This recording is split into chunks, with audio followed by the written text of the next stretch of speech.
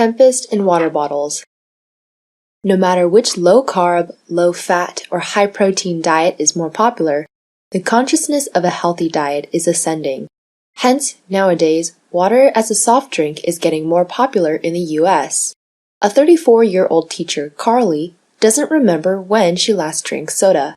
Instead, distilled bottled water at supermarkets for $1 or less became her main source of body hydration.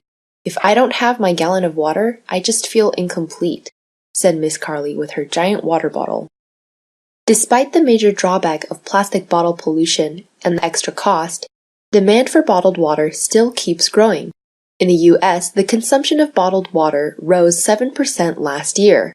That puts it on track to outsell soda by 2017, according to the forecast by industry tracker Beverage Marketing Corp.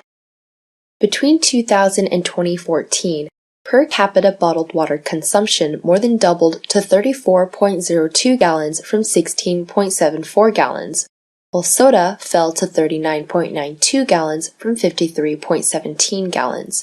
There are currently hundreds of brands vying for the bottled water market that were non-existent not too long ago. It has caused the wholesale price of water to drop to 40 cents per gallon, while soda has risen to $1 per gallon. However, in comparison to the $36.87 billion of soda retail sales, bottled water is $18.82 billion in 2014. Sugar and carbohydrate added water is much more valuable in terms of generating revenue for beverage manufacturers.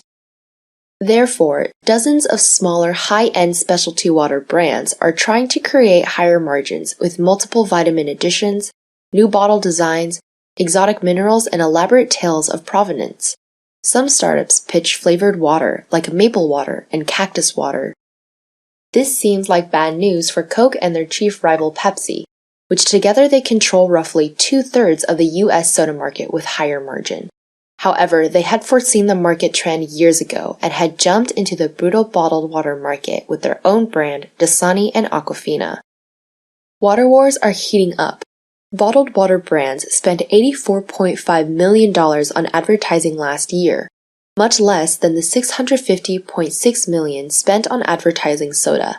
But Fiji Water alone plans to spend $30 million this year for its first U.S. television campaign, contrasting the pristine volcanic island that produces its water with grimy cityscapes.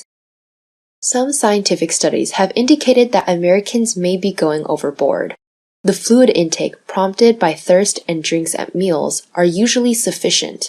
Food and Drug Administration cannot employ certified laboratories for water quality tests, nor share their own results. Meanwhile, the Mayo Clinic claims that the science on specialty waters like alkaline water is thin, and that for most people, plain water is best.